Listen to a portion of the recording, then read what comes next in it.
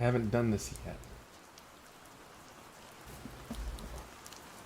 I haven't done this for Sunday streams yet. With the new setup.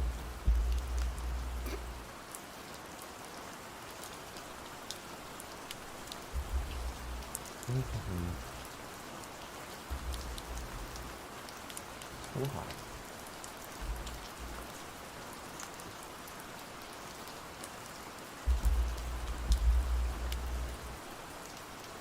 Maybe?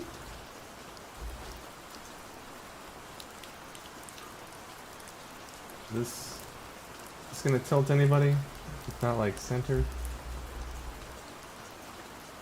Maybe this is good. Give me a little story. Well,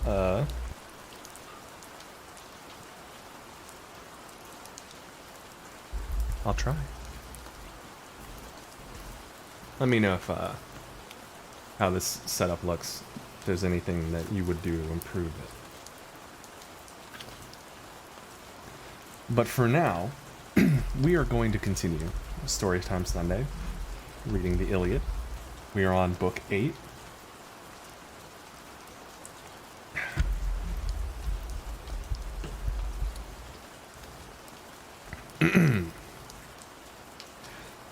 Jove forbids the gods to interfere further. There is an even fight till midday, but then Jove inclines the scales of victory in favor of the Trojans, who eventually chase the Achaeans within their wall. Juno and Minerva set out to help the Trojans. Jove sends Iris to turn them back, but later on he promises Juno that she shall have her way in the end. Hector's triumph is stayed by nightfall. The Trojans bivouac on the plain. The rain feels louder than usual. Is it louder? Is the rain louder, or am I louder? I mean, like, softer. Do you think? If you had to pick one of the two.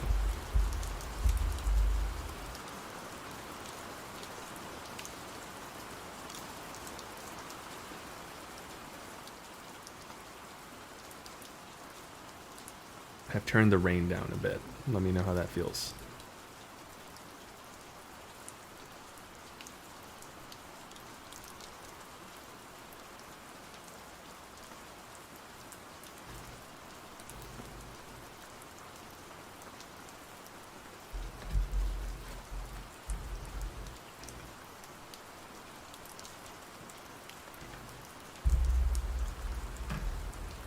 Okay.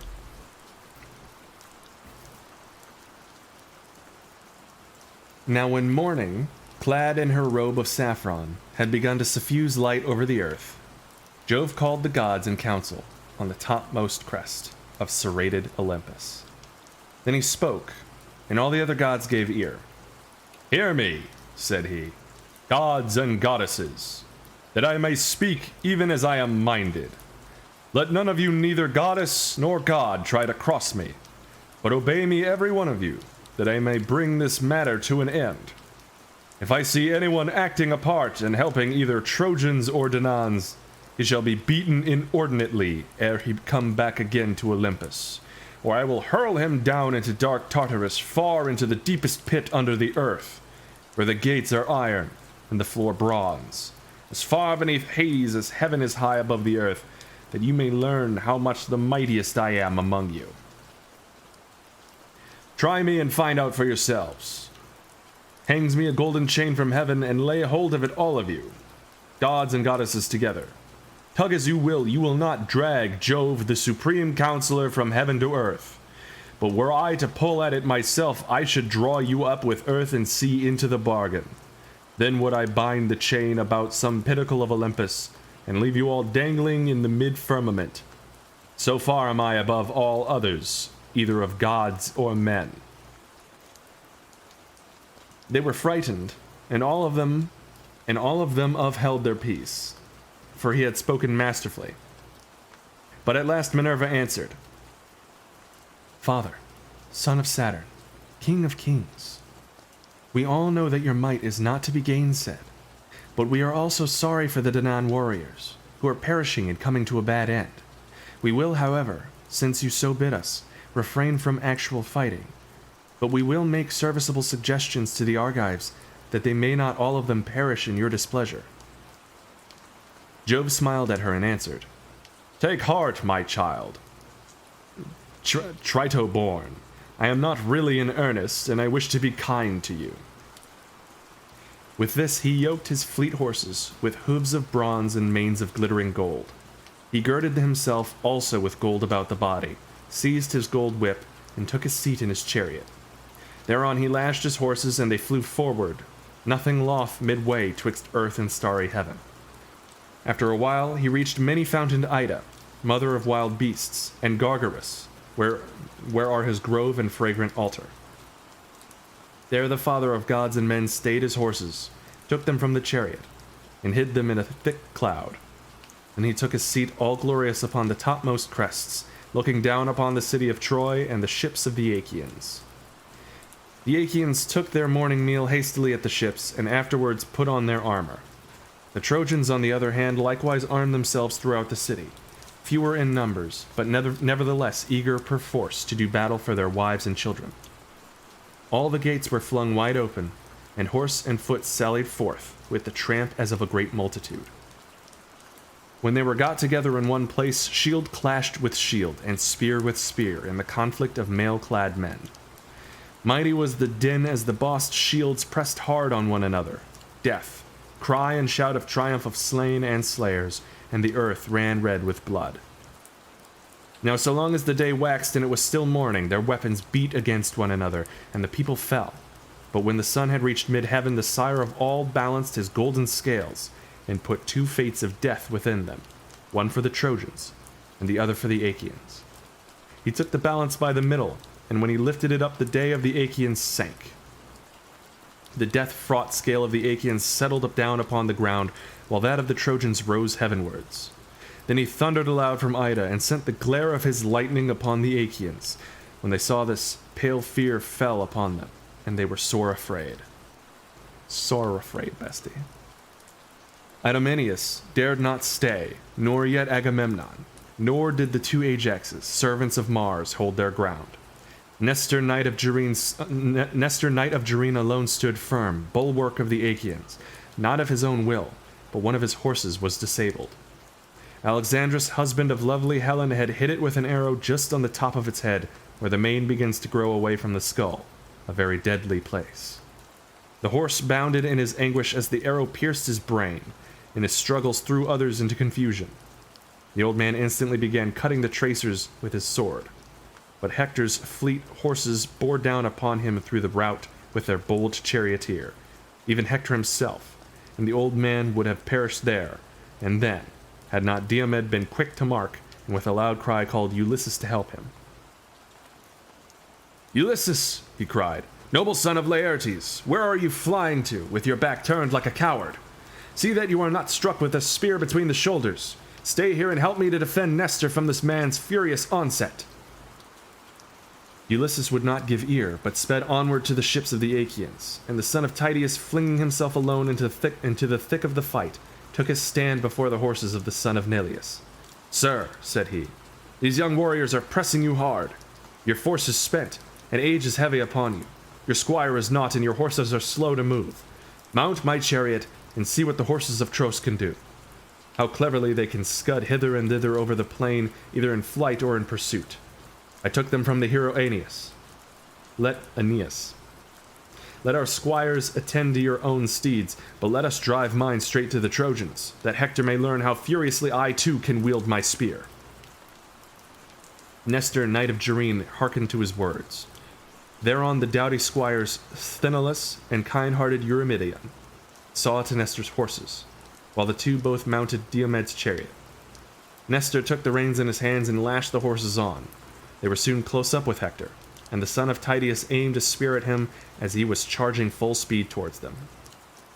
He missed them, but struck his charioteer and squire Eniopius, son of noble Fabius, in the breast by the nipple, while the reins were in his hands, so that he died there and then, and the horses swerved as he fell headlong from the chariot.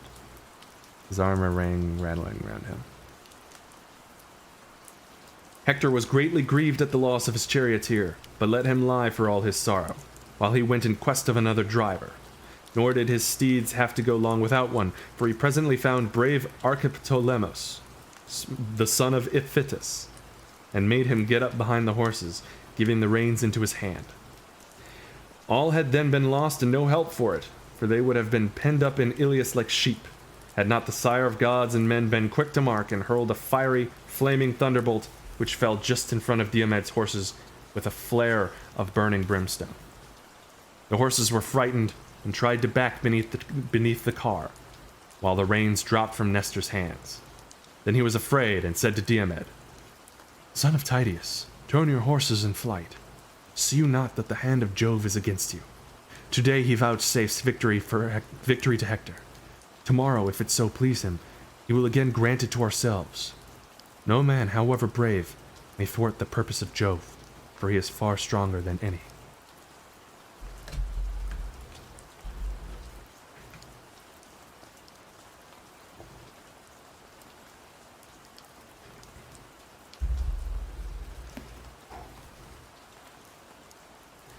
Diomed answered, "All that you have said is true. There is a grief, however, which pierces me to the very heart. For Hector will talk among the Trojans and say, 'The son of Tydeus fled before me to the ships.' This is the vaunt he will make, and may earth then swallow me." It's me. "Son of Tydeus," replied Nestor, "what mean you? Though Hector say that you are a coward, the Trojans and Dardanians will not believe him, nor yet the wives of the mighty warriors whom you have laid low."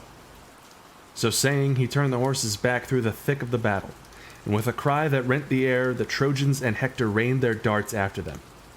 Hector shouted to him and said, "Son of Tydeus, the Danaans have done your honor hitherto, as regards your place at the table, the meals they give you, and the filling of your cup with wine. Henceforth they will despise you, for you have become no better than a woman. Be off, girl, and coward that you are. You shall not scale our walls through any flinching upon my part. Neither shall you carry off our wives in your ships, for I shall kill you with my own hand." What a perfect time for all of you to join in the middle of this old-fashioned misogyny. It's wonderful. I do love it. The son of Tydeus was in two minds, whether or no to turn his horses round again and fight him. Thrice did he doubt, and thrice did Jove thunder from the heights of Ida in token to the Trojans that he would turn the battle in their favor. Hector then shouted to them and said, Trojans, Lycians, and Dardanians, lovers of close fighting, be men, my friends, and fight with might and with main. I see that Jove is minded to vouchsafe victory and great glory to myself, while he will deal great destruction upon the Danaans. Fools for having thought of building this weak and worthless wall. It shall not stay my fury. My horses will spring lightly over their trench, and when I am at their ships, forget not to bring me fire that I may burn them, while I slaughter the Argives who will be all dazed and bewildered by the smoke. Then he cried to his horses, Xanthus and Podargus, and you, Aethon, and goodly Lampus, pay me for your keep now, and for all the honey-sweet corn with which Andromache, daughter of great Aetion, has fed you, and for she has mixed wine and water for you to drink whenever you would, before doing so even for me, who am her own husband. Haste in pursuit, that we may take the shield of Nestor, the fame of which ascends to heaven, for it is of solid gold, arm rods and all, and that we may strip from the shoulders of Diomed the cuirass which Vulcan made him. Could we take these two things, the Achaeans would set sail in their ships this self-same night. Thus did he vaunt, but Queen Juno made high Olympus quake as she shook with rage upon her throne.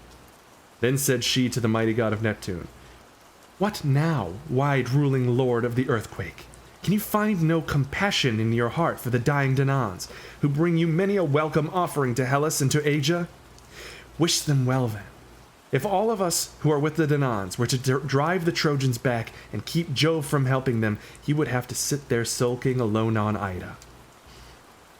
King Neptune was greatly troubled and answered, Juno, rash of tongue, what are you talking about? We other gods must not set ourselves against Jove, for he is far stronger than we are. Thus did they converse, but the whole space enclosed by the ditch, from the ships even to the wall, was filled with horses and warriors, who were pent up there by Hector son of Priam, now that the hand of Jove was with him. He would even have set fire to the ships and burned them, had not Queen Juno put it into the mind of Agamemnon to bestir himself and to encourage the Achaeans. To this end, he went round the ships and tents, carrying a great purple cloak, and took his stand by the huge black hull of Ulysses' ship, which was middlemost of all. It was from this place that his voice would carry farthest, on the one hand towards the tents of Ajax, son of Telamon, and on the other towards those of Achilles. For these two heroes, well assured of their own strength, had valorously drawn up their ships at the two ends of the line. From this spot, then, with a voice that would be heard afar, he shouted to the Danaans, saying, Argives, shame on you cowardly creatures, brave in semblance only. Where are now our vaunts that we should prove victorious? The vaunts we made so vaingloriously in Lemnos, when we ate the flesh of horned cattle and filled our mixing bowls to the brim. You vowed that you would each of you stand against 100 or 200 men, and now you prove no match even for one. For Hector, who will be ere long setting our ships in a blaze. Father Jove, did you ever so ruin a great king and rob him so utterly of his greatness? Yet when to my sorrow I was coming hither, I never let my ship pass your altars without offering the fat and thigh bones of heifers upon every one of them. So eager was I to sack the city of Troy. Vouchsafe me then this prayer. Suffer us to escape at any rate with our lives, and let not the Achaeans be so utterly vanquished by the Trojans. Thus did he pray, and Father Jove, pitying his tears, vouchsafed him that his people should live, not die. Forthwith he sent them an eagle, most unfailingly portentous of all birds, with a young fawn in its talons. The eagle dropped the fawn by the altar on which the Achaeans sacrificed to Jove, the lord of omens. When, therefore, the people saw that the bird had come from Jove, they sprang more fiercely upon the Trojans and fought more boldly. There was no man of all this many Danaans who could then boast that he had driven his horses over the trench and gone forth to fight sooner than the son of Tydeus. Long before anyone else could do so, he slew an armed warrior of the Trojans, Agelos, the son of Phradmon. He had turned his horses in flight, but the spear struck him in the back, midway between his shoulders, and went right through his chest, and his armor rang rattling round him as he fell forward from his chariot. Oh my good lord.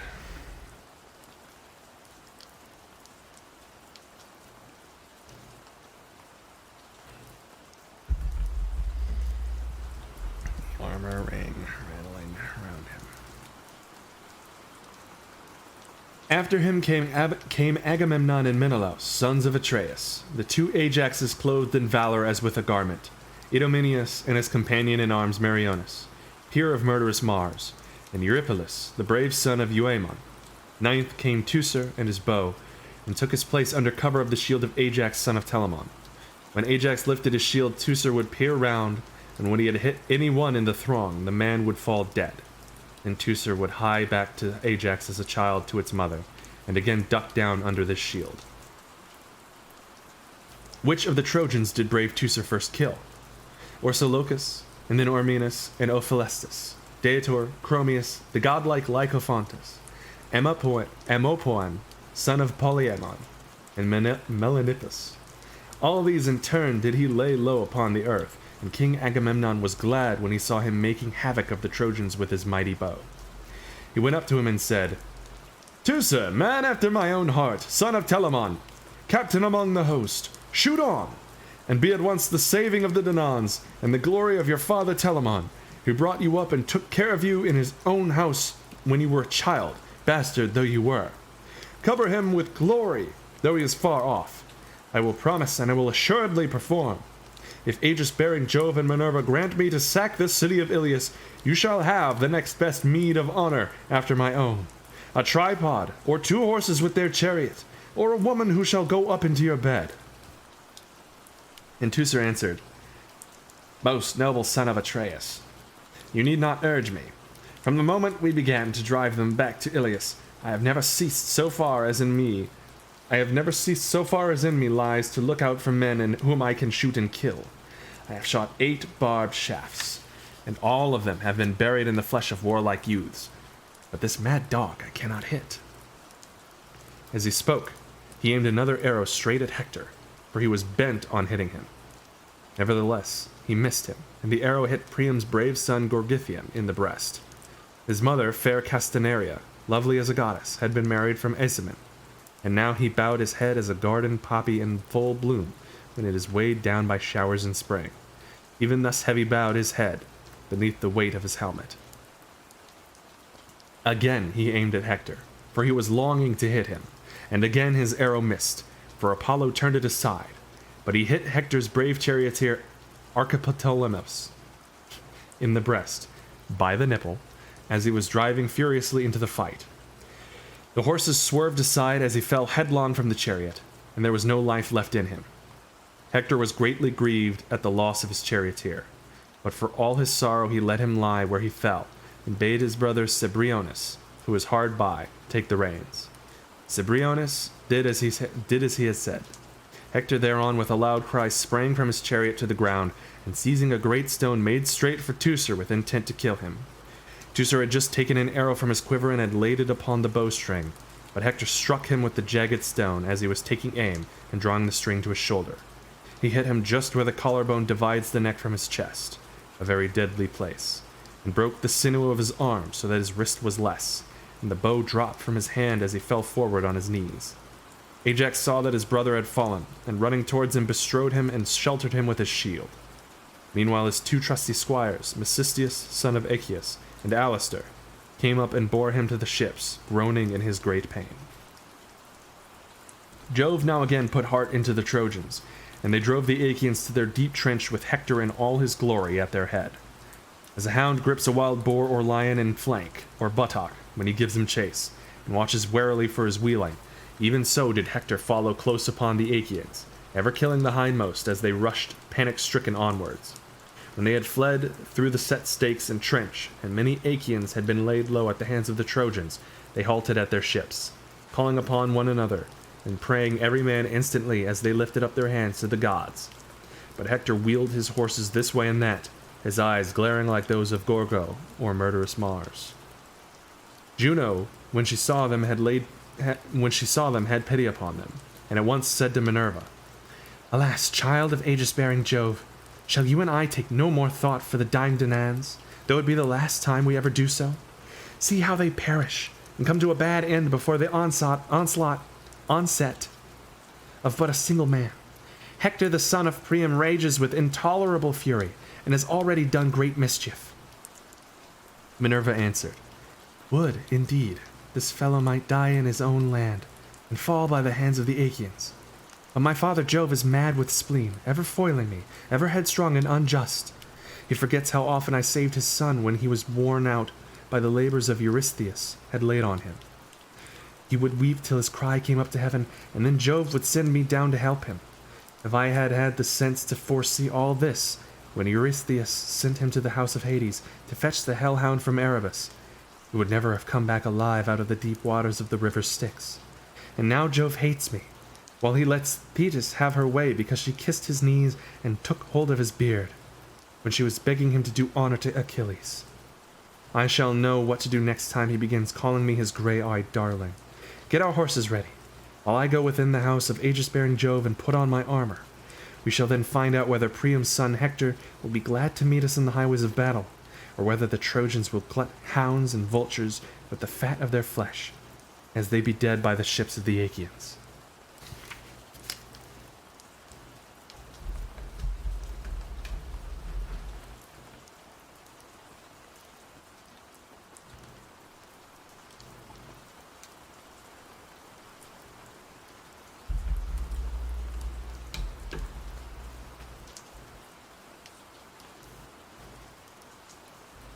Thus did she speak, and white-armed Juno, daughter of great Saturn, obeyed her words. She set about harnessing her gold-bedizened steeds, while Minerva, daughter of aegis-bearing Jove, flung her richly vesture, made with her own hands, onto the threshold of her father, and donned the shirt of Jove, arming herself for battle. Then she stepped into her flaming chariot, and grasped the spear so stout and sturdy and strong, with which she quells the ranks of heroes who have displeased her. Juno lashed her horses, and the gates of heaven bellowed as they flew open of their own accord, gates over which the hours preside, in whose hands are heaven and Olympus, either to open the dense cloud that hides them, or to close it. Through these the goddesses drove their obedient steeds. But Father Jove, when he saw them from Ida, was very angry, and sent winged Iris with a message to them. "Go," said he, "fleet Iris, turn them back, and see that they do not come near me, for if we come to fighting there will be mischief. This is what I say, and this is what I mean to do. I will lame their horses for them, I will hurl them from their chariot, and will break it into pieces. It will take them all 10 years to heal the wounds my lightning shall inflict upon them. My gray-eyed daughter will then learn what quarreling with her father means. I am less surprised and angry with Juno, for whatever I say, she always contradicts me." With this, Iris went her way, fleet as the wind, from the heights of Ida to the lofty summits of Olympus. She met the goddesses at the outer gates of its many valleys, and gave them her message. "What," said she, "are you about? Are you mad? The son of Saturn forbids going. This is what he says, and this is what he means to do. He will lame your horses for you. He will hurl you from your chariot, and will break it into pieces.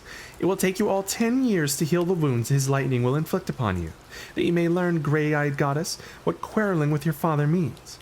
He is less hurt and angry with Juno, for whatever he says, she always contradicts him. But you, bold hussy, will you really dare to raise your huge spear in defiance of Jove?" Bold hussy.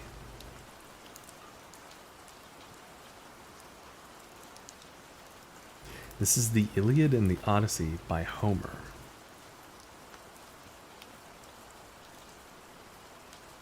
And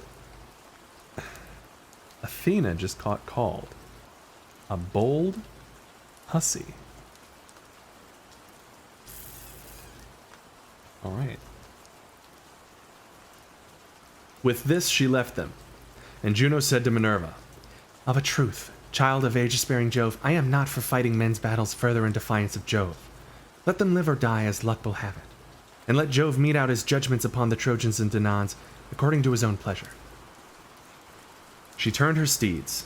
The hours presently unyoked them, made them fast to their ambrosial mangers, and leaned the chariot against the end wall of the courtyard. The two goddesses then sat down upon their golden thrones, amid the company of the other gods, but they were very angry. Presently, Father Jove drove his chariot to Olympus, and entered the assembly of gods. The mighty lord of the earthquake unyoked his horses for him. set the car upon its stand, and threw a cloth over it. Jove then sat down upon his golden throne, and Olympus reeled beneath him. Minerva and Juno sat alone, apart from Jove, and neither spoke nor asked him questions, but Jove knew what they meant, and said, "Minerva and Juno, why are you so angry? Are you fatigued with killing so many of your dear friends, the Trojans? Be this as it may, such is the might of my hands that all the gods in Olympus cannot turn me. You were both of you trembling all over ere ever you saw the fight and its terrible doings. I tell you therefore, and it would have surely been, I should have struck you with lightning, and your chariots would never have been brought back again to Olympus." Minerva and Juno groaned in spirit as they sat side by side and brooded mischief for the Trojans.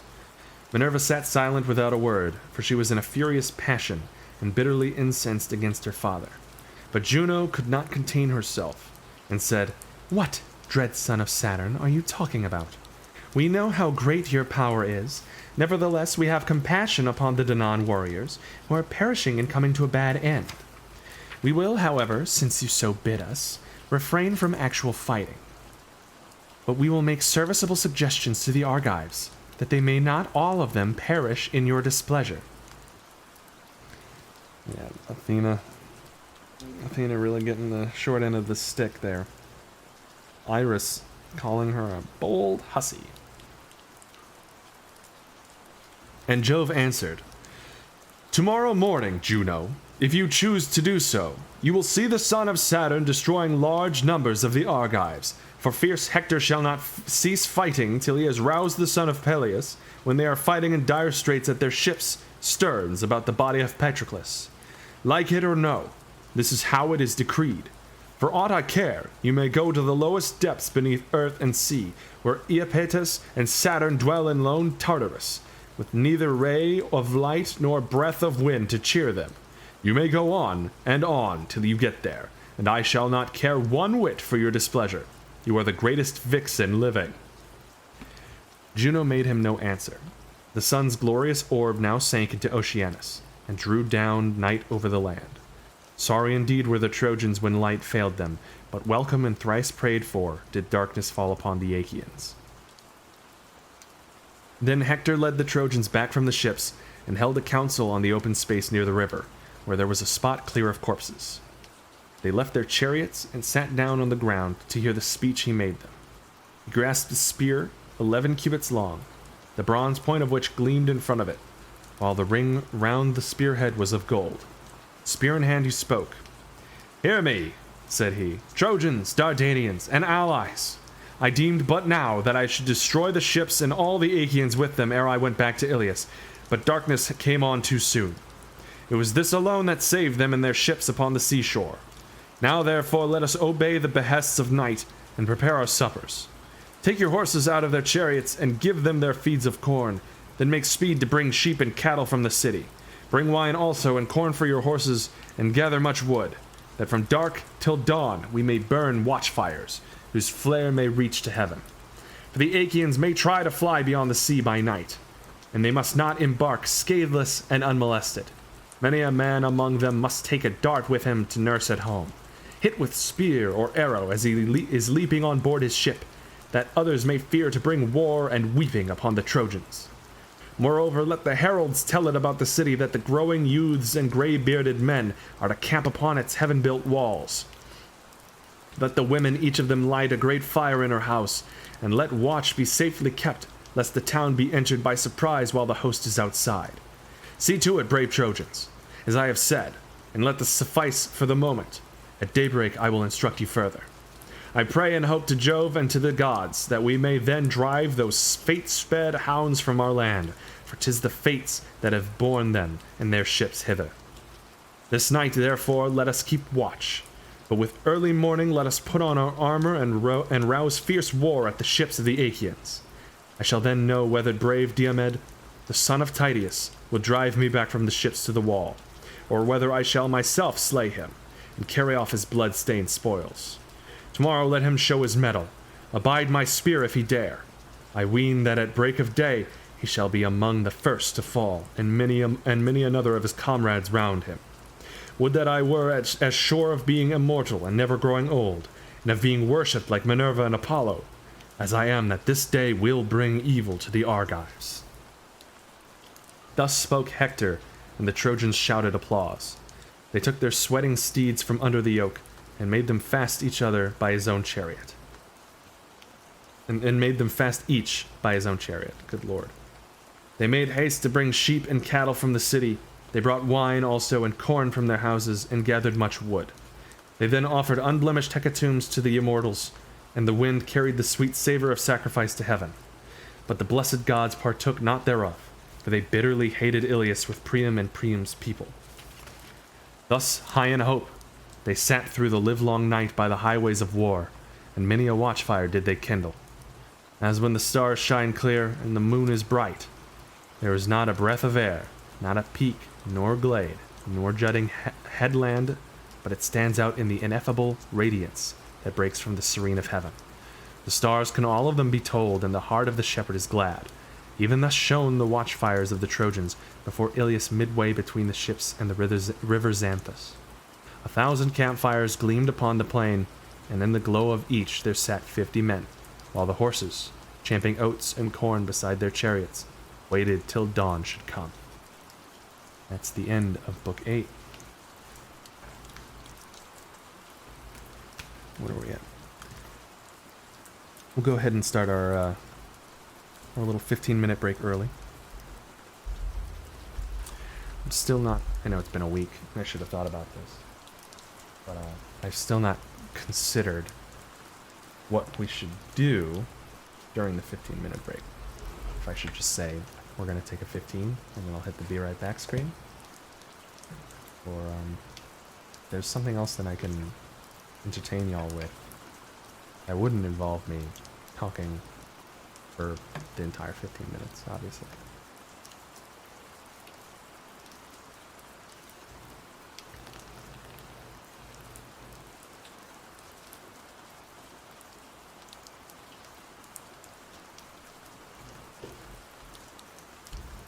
Let's see.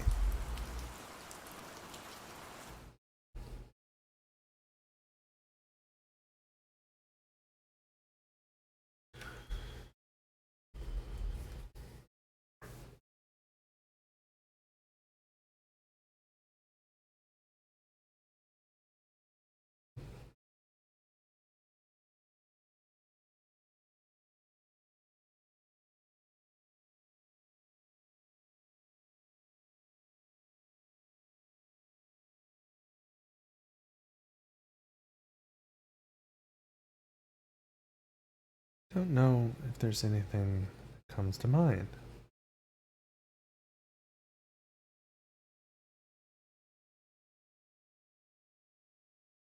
Because I'd love to play, like, some good old YouTube video or something.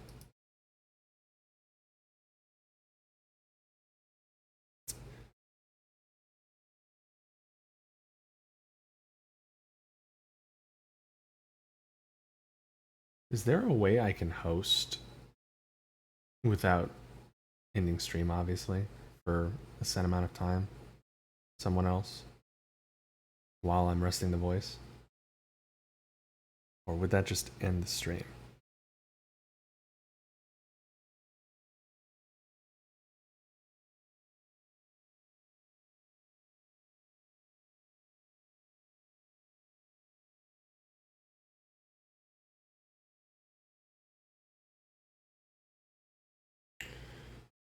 Well, for now, I'm going to go ahead and hit this.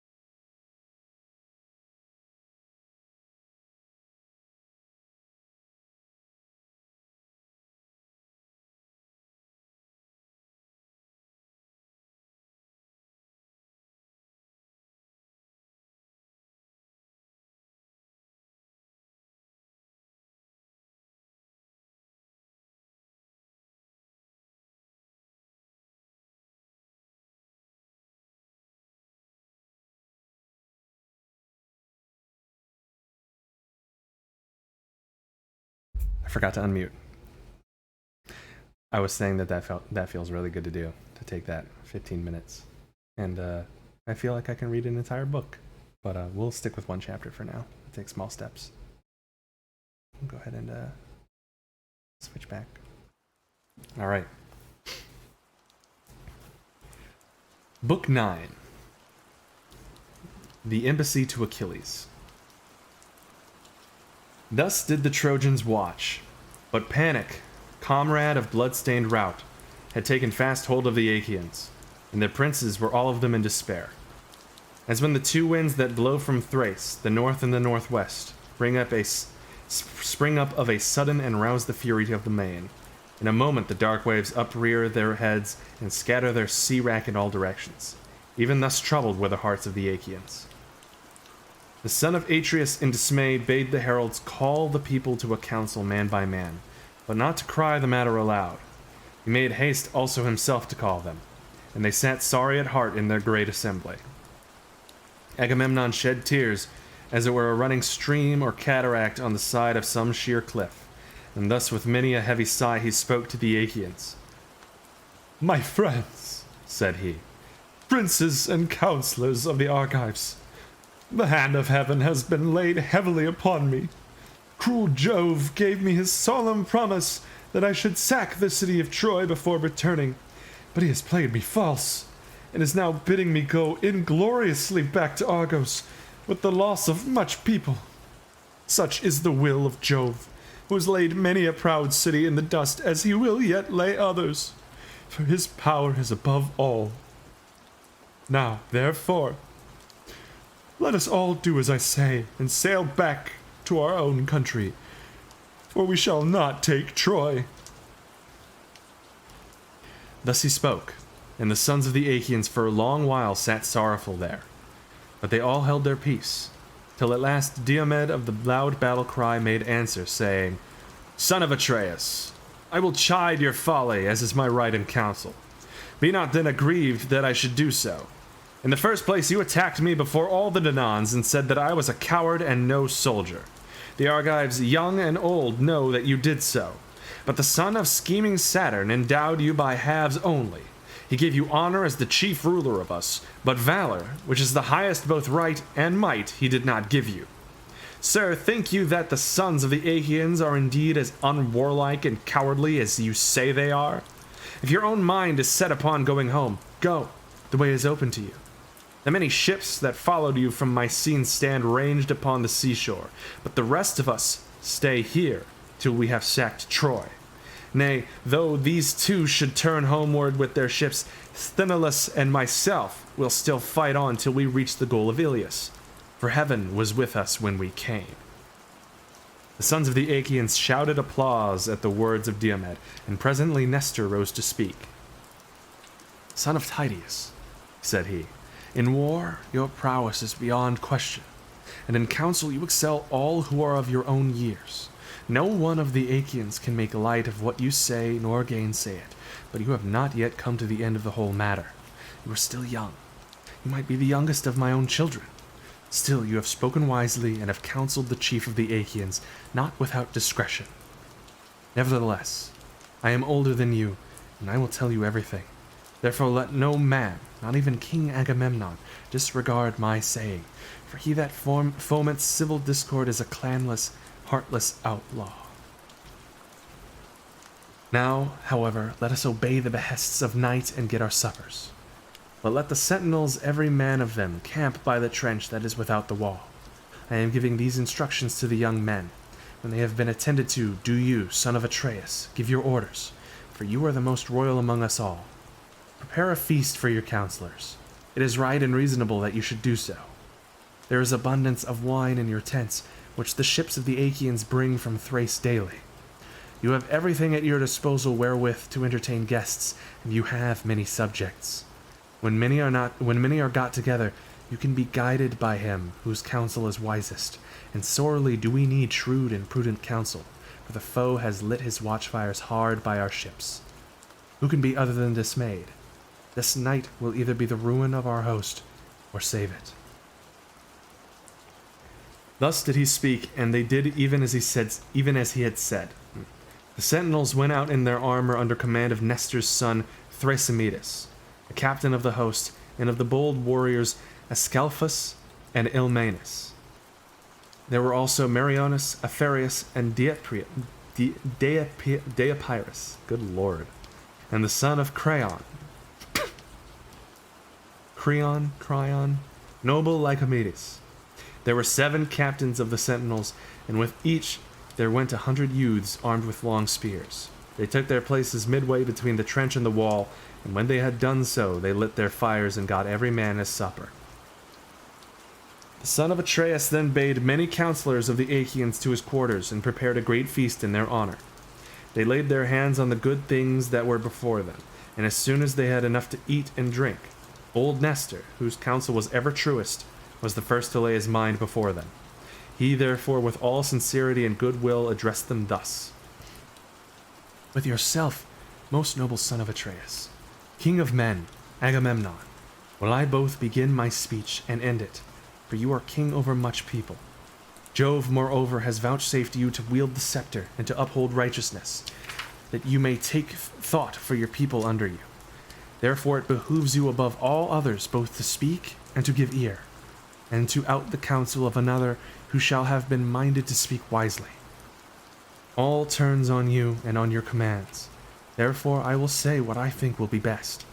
No man will be of a truer mind than that which has been mine from the hour when you, sir, angered Achilles by taking the girl Briseis from his tent against my judgment.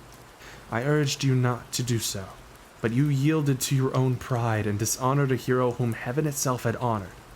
For you still hold the prize that had been awarded to him. Now, however, let us think how we may appease him, both with presents and fair speeches that may conciliate him. Son of Creon, yes. Creon, something like that. I could look, but too lazy.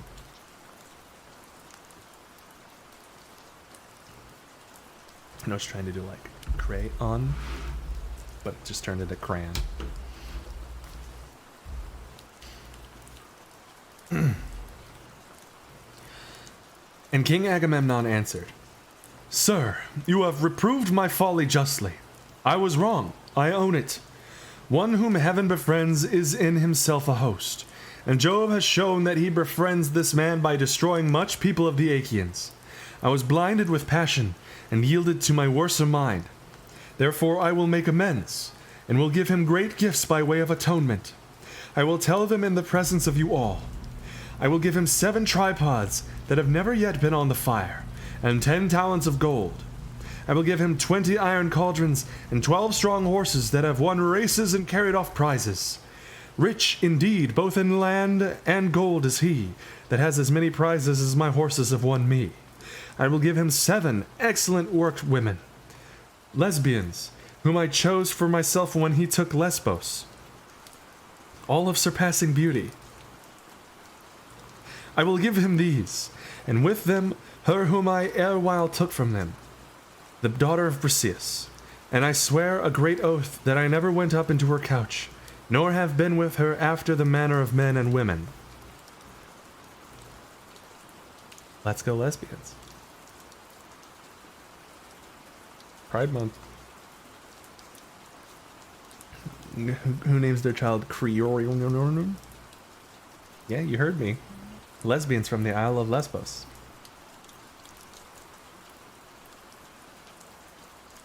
All of surpassing beauty.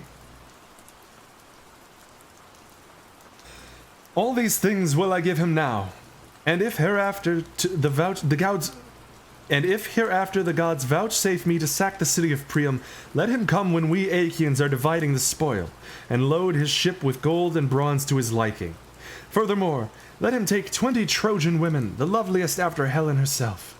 Then when we reach Achaean Argos, wealthiest of all lands, he shall be my son-in-law, and I will show him like honor with my own dear son Orestes, who is being nurtured in all abundance. I have 3 daughters, Chrysothemis, Laodice, and Iphinassa. Let him take the one of his choice, freely and without gifts of wooing, to the house of Peleus. I will add such dower to boot as no man ever yet gave his daughter, and will give him 7 well-established cities, Caudomile, Enope, and Here, where there is grass, holy Pherae, and the rich meadows of Amphia, Apia also, and the vine-clad slopes of Pedasus, all near the sea, and on the borders of sandy Pylos. The men that dwell there are rich in cattle and sheep. They will honor him with gifts as though he were a god, and be obedient to his comfortable ordinances. All this will I do, if he will now forego his anger. Let him then yield. It is only Hades who is utterly ruthless and unyielding, and hence he is of all gods the one most hateful to mankind. Moreover, I am older and more royal than himself. Therefore let him now obey me. Then Nestor answered, Most noble son of Atreus, king of men, Agamemnon, the gifts you offer are no small ones. Let us then send chosen messengers, who may go to the tent of Achilles, son of Peleus, without delay. Let those go whom I shall name. Let Phoenix, dear to Jove, lead the way. Let Ajax and Ulysses follow, and let the heralds Odius and Eurybates go with them. Now bring water for our hands, and bid all keep silence, while we pray to Jove the son of Saturn, if so be that he may have mercy upon us.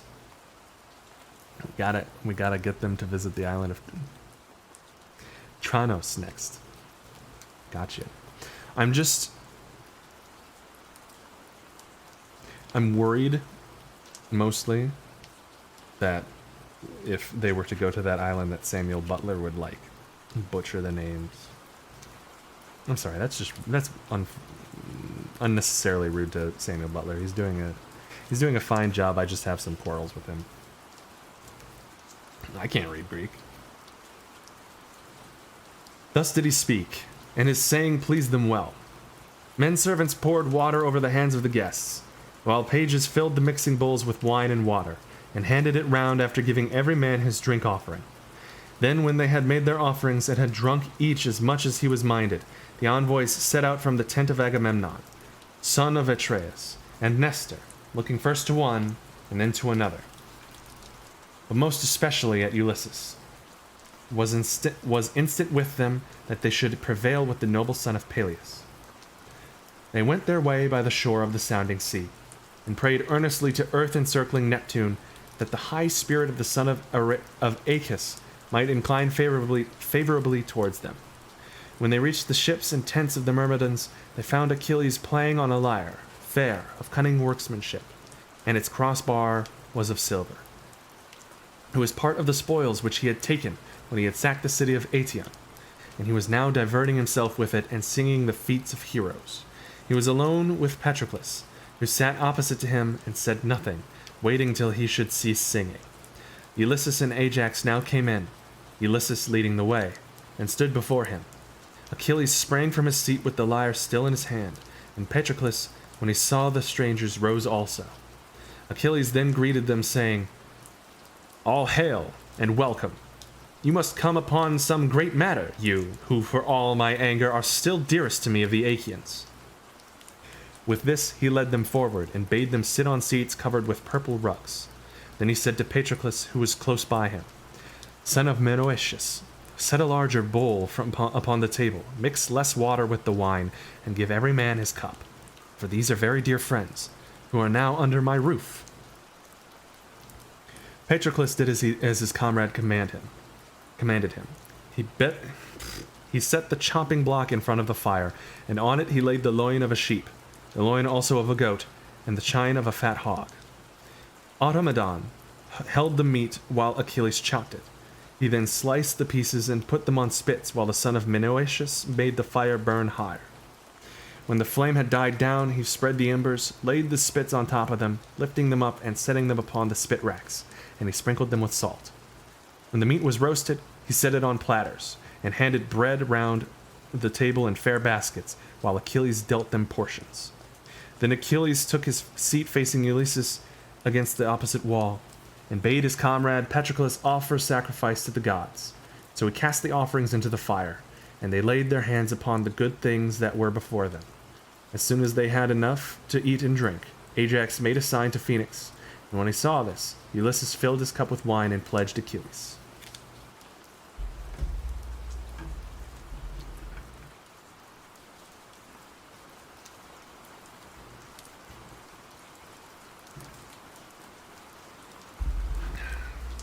Excuse me. "Hail," said he, "Achilles, we have had no scant of good cheer, neither in the tent of Agamemnon, nor yet here. There's been plenty to eat and drink, but our thought turns upon no such matter. Sir, we are in the face of great disaster, and without your help, know not whether we shall save our fleet or lose it. The Trojans and their allies have camped hard by our ships and by the wall. They have lit watchfires throughout their host, and deem that nothing can now prevent them from falling on our fleet. Jove, moreover, has sent his lightnings on their right.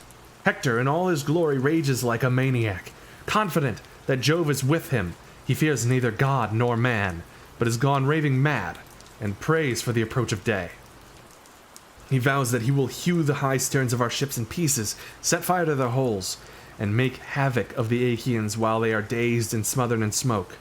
I much fear that heaven will make good his boasting, and it will prove our lot to perish at Troy, far from our home in Argos. Up, then, and late though it be, save the sons of the Achaeans, who faint before the fury of the Trojans. You will repent bitterly hereafter if you do not, for when the harm is done, there will be no curing it. Consider ere it be too late, and save the Danaans from destruction. My good friend, when your father Peleus sent you from Phthia to Agamemnon, did he not charge you, saying, 'Son, Minerva and Juno will make you strong if they choose, but check your high temper, for the better part is in good will. Eschew vain quarreling, and the Achaeans old and young will respect you more for doing so.' These were his words, but you have forgotten them. Even now, however, be appeased, and put away your anger from you. Agamemnon will make you great amends if you will forgive him. Listen, and I will tell you what he has said in his tent that he will give you. He will give you 7 tripods that have never yet been on the fire, and 10 talents of gold, 20 iron cauldrons, and 12 strong horses that have won races and carried off prizes. Rich indeed both in land and gold is he who has as many prizes as these horses have won for Agamemnon. Moreover, he will give you 7 excellent workswomen, lesbians, whom he chose for himself when you took Lesbos, all of surpassing beauty. He will give you these, and with them her whom he erewhile took from you, the daughter of Briseis. And he will swear a great oath. He has never gone up into her couch, nor been with her after the manner of men and women. All these things will he give you now down, as if hereafter the gods vouchsafe him to sack the city of Priam. You can come when we Achaeans are dividing the spoil, and load your ship with gold and bronze to your liking. You can take 20 Trojan women, the loveliest after Helen herself. Then, when we reach Achaean Argos, wealthiest of all lands, you shall be his son-in-law, and he will show you like honor with his own dear son Orestes, who is being nurtured in all abundance. Agamemnon has 3 daughters, Chrysothemis, Laodice, and Iphianassa. You may take the one of your choice, freely and without gifts of wooing, to the house of Peleus. He will add such dower to boot as no man ever yet gave his daughter, and will give you 7 well-established cities, Cardamyle, Enope, and Hirae, where there is grass, holy Pharis and the rich meadows of Anthea, Apia also, and the vine-clad slopes of Pedasus, all near the sea and on the borders of sandy Pylos. The men that dwell there are rich in cattle and sheep. They will honor you with gifts, as though you were a god, and be obedient to your comfortable ordinances. All this will he do if you will now forego your anger. Moreover, though you hate both him and his gifts with all your heart, yet pity the rest of the Achaeans who are being harassed in all their host. They will honor you as a god, and you will earn great glory at their hands. You might even kill Hector. He will not come within your reach, for he is infatuated, and declares that not a Danaan whom the ships have brought can hold his own against him.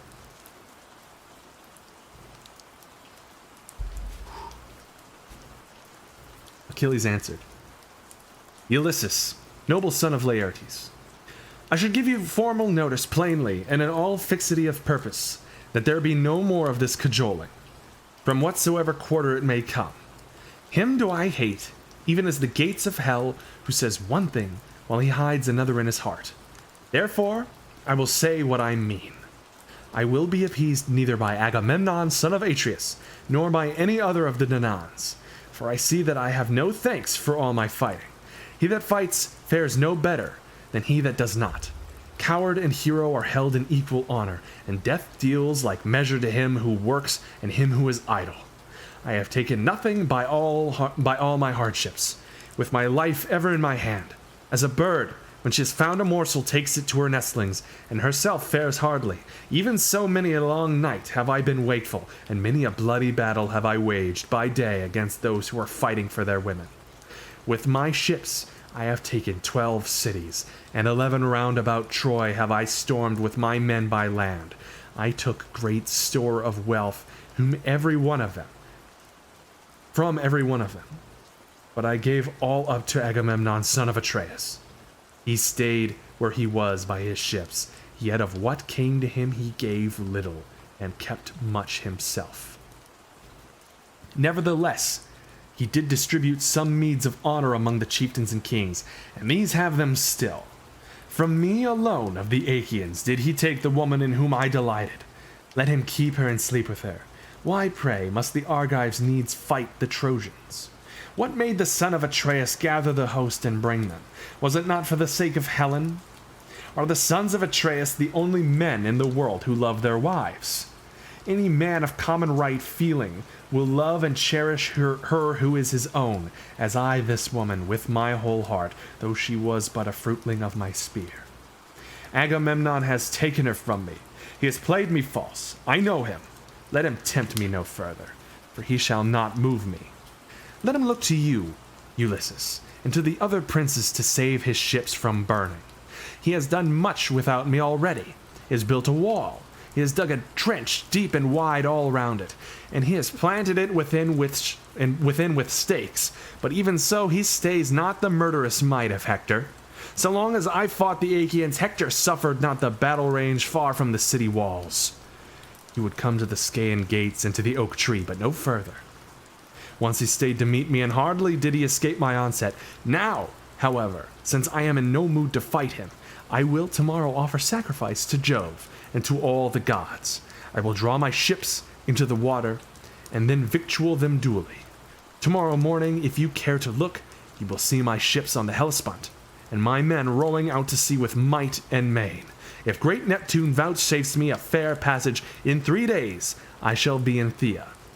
I have much there that I have left behind me when I came here to my sorrow, and I shall bring back still further store of gold, of red copper, of fair women, and of iron, my share of the spoils that we have taken. But one prize he who gave has insolently taken away.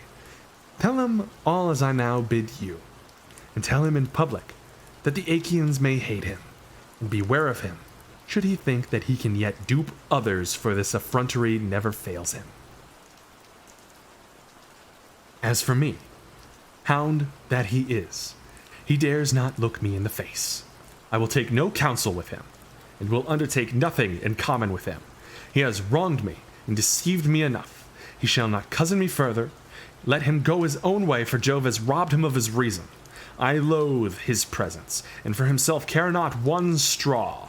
He may offer me 10 or even 20 times what he has now done, nay, not though it be all that he has in the world, both now or ever shall have. He may promise me the wealth of Orchomenus or of Egyptian Thebes, which is the richest city in the whole world, for it has 100 gates, through each of which 200 men may drive at once, with their chariots and horses.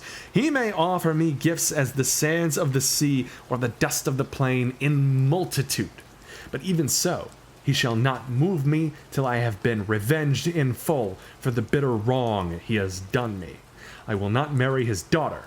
She may be fair as Venus and skillful as Minerva, but I will have none of her. Let another take her, who may be a good match for her and who rules a larger kingdom. If the gods spare me to return home, Peleus will find me a wife. There are Achaean women in Hellas and Phthia, daughters of kings that have cities under them. Of these I can take whom I will and marry her. Many a time was I minded, when at home in Phthia, to woo and wed a woman who would make me a suitable wife, and to enjoy the riches of my old father Peleus. My life is more to me than all the wealth of Ilios, while it was yet at peace before the Achaeans went there, or than all the treasures that lies on the stone floor of Apollo's temple beneath the cliffs of Pytho. Cattle and sheep are to be had for harrying, and a man buy both tripods and horses if he wants them. But when his life has once left him, it can neither be bought nor harried back again. My mother Thetis tells me that there are 2 ways in which I may meet my end. If I stay here and fight, I shall not return alive, but my name will live forever. Whereas if I go home, my name will die, but it will be long ere death shall take me. To the rest of you, then, I say, go home, for you will not take Ilios. Jove has held his hand over her to protect her, and her people have taken heart. Go, therefore, as in duty bound, and tell the princes of the Achaeans the message that I have sent them. Tell them to find some other plan for the saving of their ships and people, for so long as my displeasure lasts, the one that they now have hit upon may not be.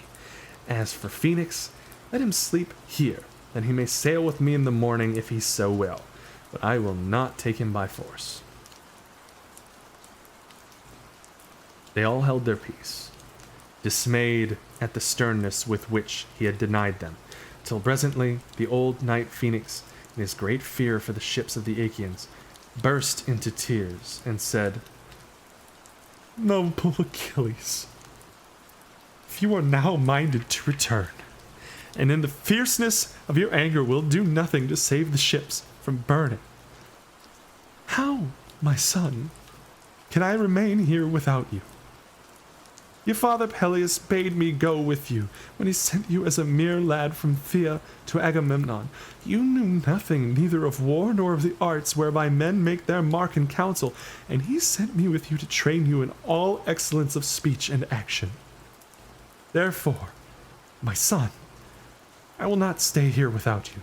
No, not though heaven itself vouchsafed to strip my years from off me and make me young as I was when I first left Hellas, the land of fair women.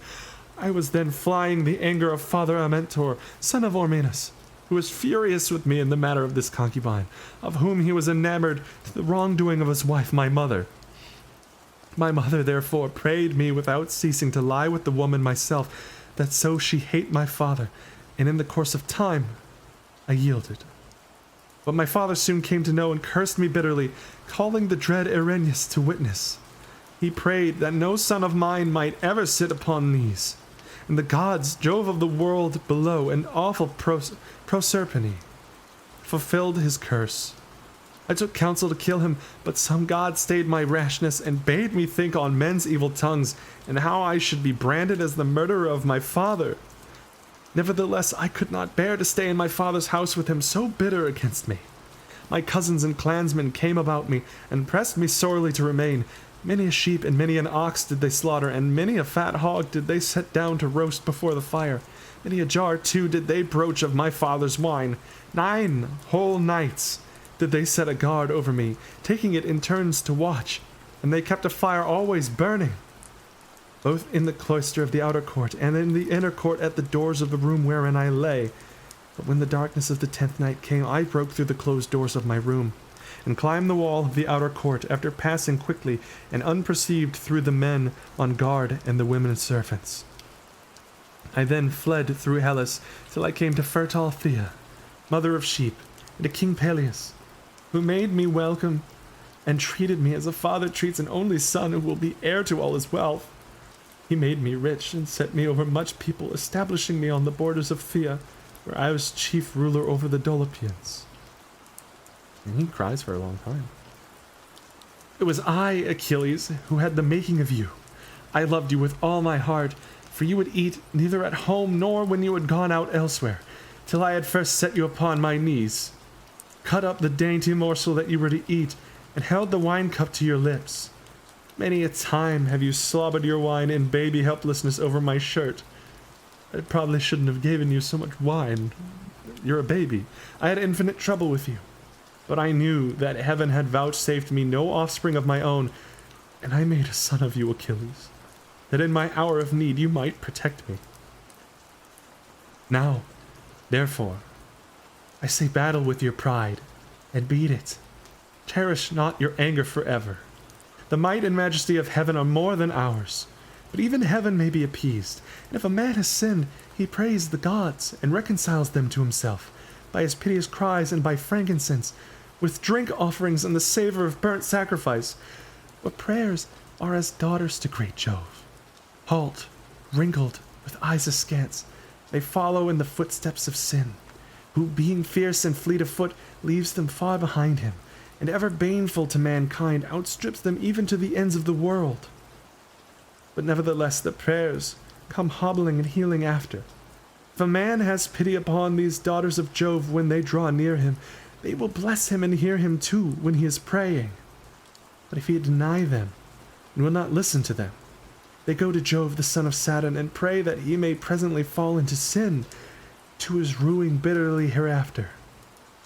Therefore, Achilles, give these daughters of Jove due reverence, and bow before them as all good men will bow. Were not the son of Atreus offering you gifts and promising others later? If he were still furious and implacable, I am not he that would bid you throw off your anger and help the Achaeans, no matter how great their need. But he is giving much now, and more hereafter. He has sent his captains to urge his suit, and has chosen those who of all the Argives are most acceptable to you. Make not then their words and their coming to be of none effect. Your anger has been righteous so far. We have heard in song now heroes of old time quarreled when they were roused to fury. But still they could be won by gifts, and fair words could soothe them. I have to take a break from that for a second. Good lord.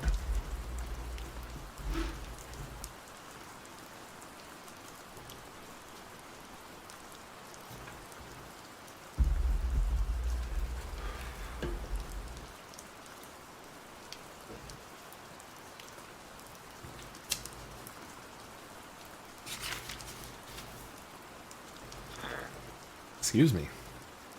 I have an old story in mind, a very old one, but you are all friends, and I will tell it.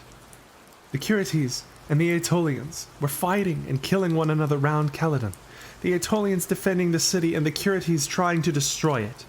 For Diana of the Golden Throne was angry and did them hurt because Oeneus had not offered her his harvest first fruits.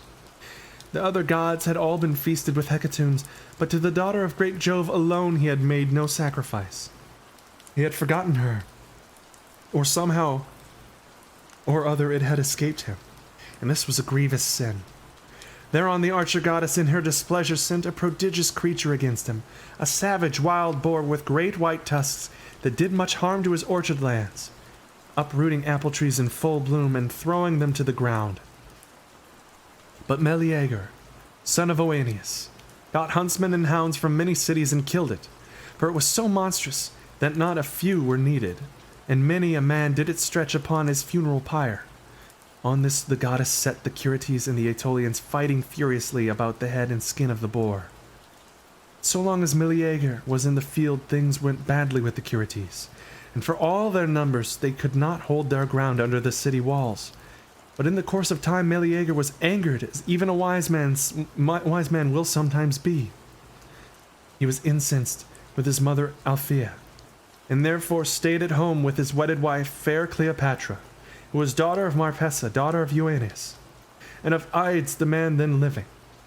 He it was who took his bow and faced King Apollo himself, for fair Marpessa's sake. Her father and mother then named her Alcyone, because her mother had mourned with the plaintive strains of the halcyon bird when Phoebus Apollo had carried her off. Meleager then stayed at home with Cleopatra, nursing the anger which he felt by reason of his mother's curses. His mother, grieving for the death of her brother, prayed the gods and beat the earth with her hands, calling upon Hades and on awful Proserpine.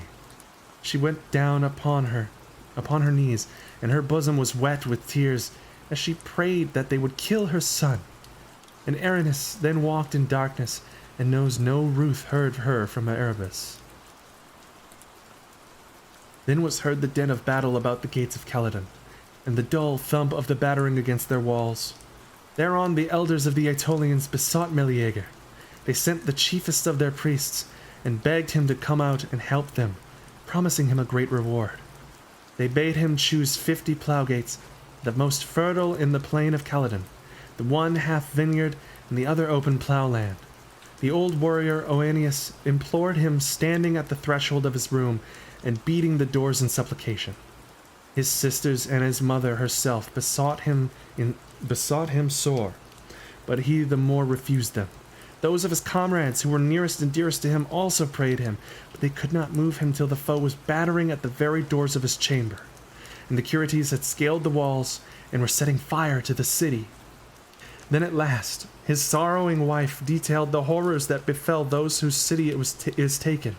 She reminded him how the men are slain, and the city is given over to flames, while the women and children are carried into captivity. When he heard all of this, his heart was touched, and he donned his armor to go forth. Thus of his own inward motion he saved the city of Aetolians. But they now gave him nothing of those rich rewards that they had offered earlier, and though he saved the city, he took nothing by it.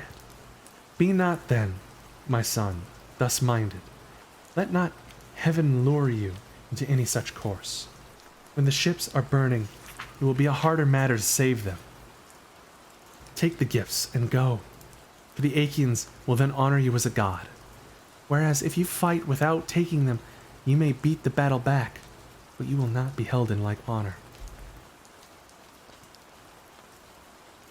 And Achilles answered, Phoenix, old friend and father, I have no need of such honor.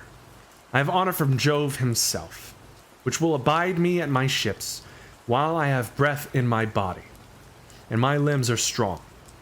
I say further, and lay my saying to your heart, vex me no more with this weeping and lamentation, all in the cause of the son of Atreus. Love him so well, and you may lose the love I bear you. You ought to help me rather in troubling those that trouble me. Be king as much as I am, and share like honor with myself. The others shall take my answer. Stay here yourself and sleep comfortably in your bed. At daybreak, we will consider whether to remain or go. On this, he nodded quietly to Patroclus, as a sign that he was to prepare a bed for Phoenix, and that the others should take their leave. Ajax, son of Telamon, then said, Ulysses, noble son of Laertes, let us be gone, for I see that our journey is in vain. We must now take our answer, unwelcome though it be, to the Danaans who are waiting to receive it. Achilles is savage and remorseless. He is cruel, and cares nothing for the love his comrades lavished upon him more than on all the others. He is implacable, and yet, if a man's brother or son has been slain, he will accept a fine by way of amends from him that killed him, and the wrongdoer, having paid in full, remains in peace among his own people. But as for you, Achilles, the gods have put a wicked, unforgiving spirit in your heart, and this all about one single girl, whereas we now offer you the 7 best we have, and much else into the bargain. Be then of a more gracious mind. Respect the hospitality of your own roof. We are with you as messengers from the host of the Danaans, and would fain he held nearest and dearest to yourself of all the Achaeans. Ajax, replied Achilles, noble son of Telamon, you've spoken much to my liking, but my blood boils when I think it all over, and remember how the son of Atreus treated me with contumely as though I were some vile tramp, and that too in the presence of the Argives. Go then, and deliver your message.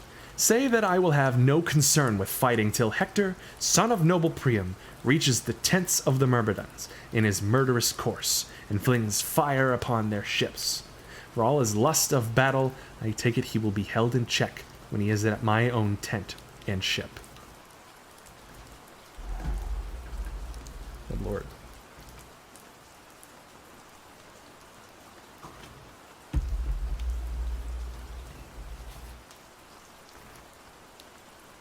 On this, they took every man his double cup, made their drink offerings, and went back to the ships, Ulysses leading the way. But Patroclus told his men and the maidservants to make ready a comfortable bed for Phoenix. They therefore did so with sheepskins, a rug, and a sheet of fine linen. The old man then laid himself down and waited till morning came. But Achilles slept in an inner room, and beside him the daughter of Phorbas, lovely Diomed, whom he had carried off from Lesbos. Patroclus lay on the other side of the room, and with him fair Iphis, whom Achilles had given him when he took Skyros, the city of Aeneas. When the envoys reached the tents of the son of Atreus, the Achaeans rose, pledged them in cups of gold, and began to question them. King Agamemnon was the first to do so. "Tell me, Ulysses," said he, "will he save the ships from burning, or did he refuse, and is he still furious?" Ulysses answered, "Most noble son of Atreus, king of men," like he would ever say sorry, "king of men, Agamemnon, Achilles will not be calmed, but is more fiercely angry than ever, and spurns both you and your gifts. He bids you take counsel with the Achaeans to save the ships and host as you best may. As for himself, he said that at daybreak he should draw his ships into the water. He said further that he should advise every one to sail home likewise, that you will not reach the goal of Ilius. Jove, he said, has laid his hand over the city to protect it, and the people have taken heart. This is what he said, and the others who were with me can tell you the same story. Ajax and the two heralds, men both of them who may be trusted. The old man Phoenix stayed where he was to sleep, for so Achilles would have it, that he might go home with him in the morning, if he so would, but he will not take him by force." They all held their peace, sitting for a long time silent and dejected, by the reason of the sternness with which Achilles had refused them, till presently Diomed said, Most noble son of Atreus, king of men, Agamemnon, you ought not to have sued the son of Peleus nor offered him gifts. He's proud enough as it is, and you have encouraged him in his pride still further. Let him stay or go as he will. He will fight later when he is in the humor, and heaven puts it in his mind to do so. Now therefore let us all do as I say. We have eaten and drunk our fill. Let us then take our rest, for in rest there is both strength and stay. But when fair, rosy-fingered morn appears, forthwith bring out your host and your horsemen in front of the ships, urging them on, and yourself fighting among the foremost." Thus he spoke, and the other chieftains approved his words. They then made their drink offerings and went every man to his own tent, where they laid down to rest and enjoyed the boon of sleep. That is the end of Book 9. We're now in Book 10. Feeling pretty good. I think we'll get one more chapter done. With that being said, what time is it? Okay, good. We started at 7. It's almost been a good 45.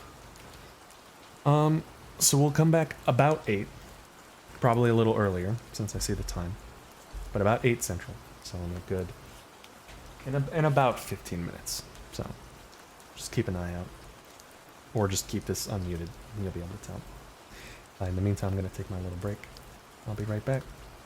Keep thinking about if you can think of something for me to do to, make this viewing more enjoyable. Whether it's the positioning of camera, myself, mic, book, water, or any entertainment during, especially the 15-minute breaks. Let me know. Just send me a message.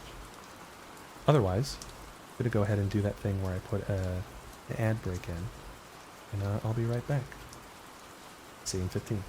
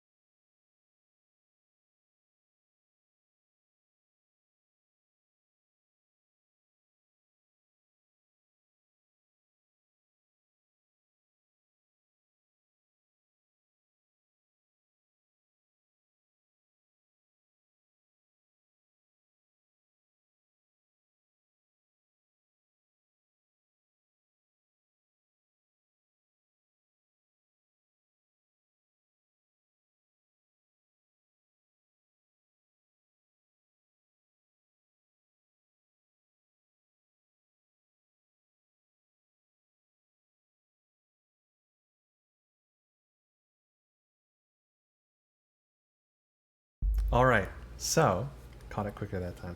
Good lord. Let's get one more book.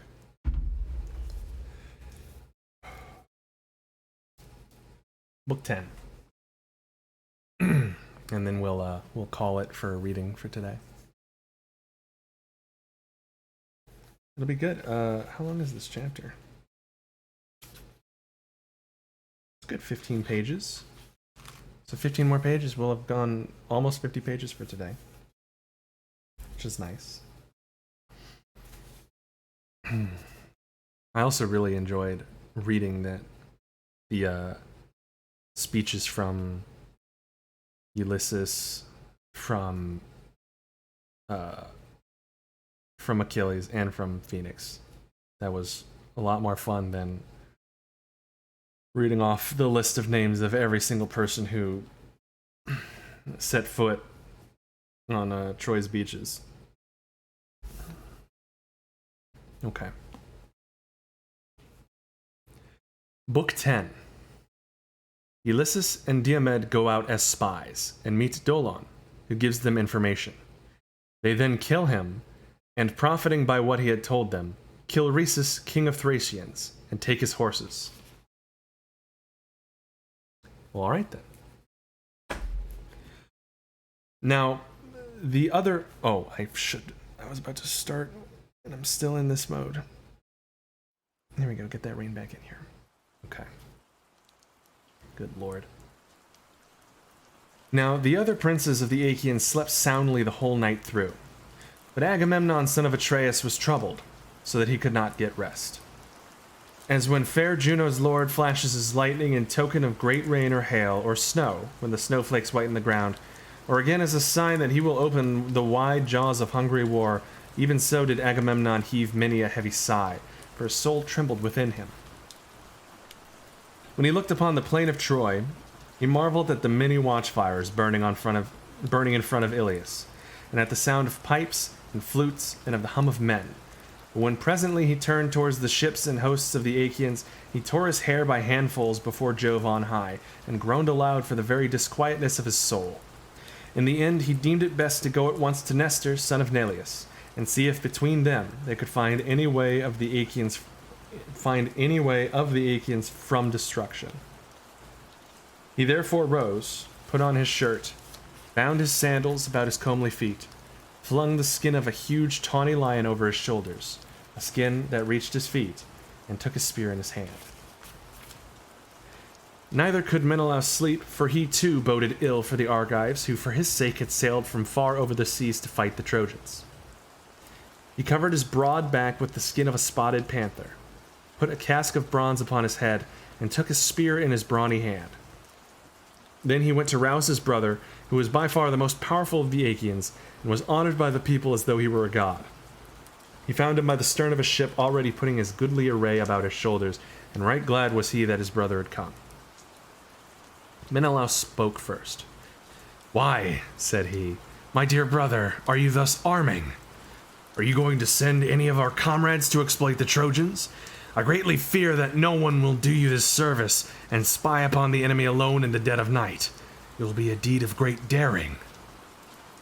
And King Agamemnon answered, "Menelaus, we both of us need shrewd counsel to save the Argives and our ships, for Jove has changed his mind, and inclines toward Hector's sacrifices rather than ours. I never saw nor heard tell of any man as having wrought such ruin in one day, as Hector has now wrought against the sons of the Achaeans. And that too of his own unaided self, for he is son neither to god nor goddess. The Argives will rue it long and deeply. Run therefore, with all speed by the line of the ships, and call Ajax and Idomeneus.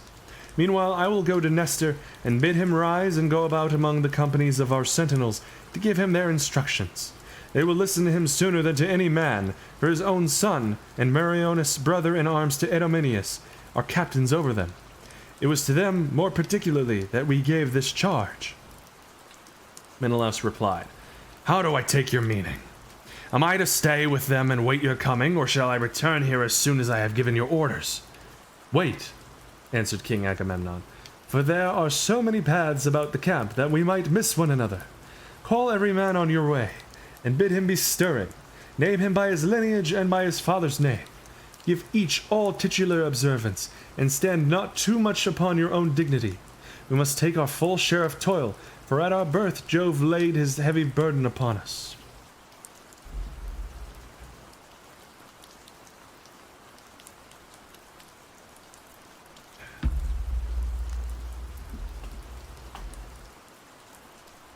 With these instructions, he sent his brother on his way, and went on to Nestor, shepherd of his people. He found him sleeping in his tent hard by his own ship. His goodly armor lay beside him, his shield, his 2 spears, and his helmet. Beside him also lay the gleaming girdle with which the old man girded himself when he armed to lead his people into battle. For his age stayed him not. He raised himself on his elbow and looked up at Agamemnon. "Who is it," said he, "that goes thus about the host in the ships, alone, and in the dead of night, when men are sleeping? Are you looking for one of your mules or for some comrade? Do not stand there and say nothing, but speak. What is your business?" And Agamemnon answered, "Nestor, son of Neleus, honor to the Achaean name. It is I, Agamemnon, son of Atreus, on whom Jove has laid labor and sorrow so long as there is breath in my body, and my limbs carry me. I am thus abroad because sleep sits not upon my eyelids, but my heart is big with war, and with the jeopardy of the Achaeans. I am in great fear for the Danaans. I am at sea, and without sure counsel, my heart beats as though it would leap out of my body, and my limbs fail me. If then you can do anything, for you too cannot sleep, let us go the round of the watch, and see whether they are drowsy with toil and sleeping to the neglect of their duty. The enemy is encamped hard, and we know not, and we know now, but he may attack us by night." Good Lord. Nestor replied, "Most noble son of Atreus, king of men, Agamemnon, Jove will not do all for Hector that Hector thinks he will. He will have troubles yet in plenty if Achilles will lay aside his anger. I will go with you, and we will rouse others, either the son of Tydeus or Ulysses, or fleet Ajax and the valiant son of Phyleus. Someone had also better go and call Ajax and King Idomeneus, for their ships are not near at hand, but the farthest of all. I cannot, however, refrain from blaming Menelaus, much as I love him and respect him, and I will say so plainly, even at the risk of offending you, for sleeping and leaving all this trouble to yourself. He ought to be going about imploring aid from all the princes of the Achaeans, for we are in extreme danger." And Agamemnon answered, "Sir, you may sometimes blame him justly, for he is often remiss and unwilling to exert himself, not indeed from sloth, nor yet heedlessness, but because he looks to me and expects me to take the lead. On this occasion, however, he was awake before I was, and came to me of his own accord. I have already sent him to call the very men whom you have named, and now let us be going. We shall find them with the watch outside the gates, for it was there I said that we would meet them." "In that case," answered Nestor, "the Argives will not blame him, nor disobey his orders when he urges them to fight or gives them instructions."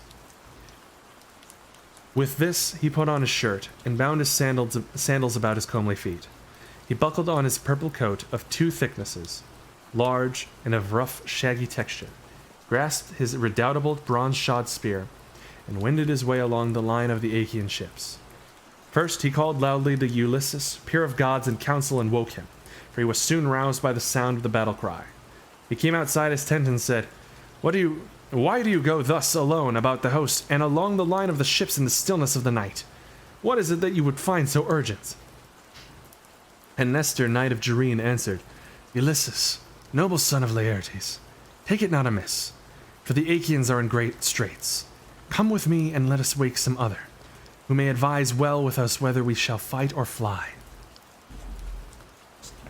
Sorry.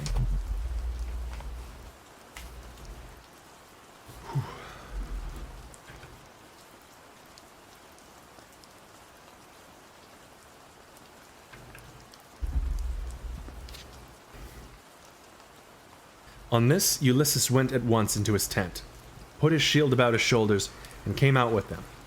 First they went to Diomed, son of Tydeus, and found him outside his tent clad in his armor with his comrades sleeping round him and using their shields as pillows. As for their spears, they stood upright on the spikes of their butts that were driven into the ground, and the burnished bronze flashed afar like the lightning of Father Jove.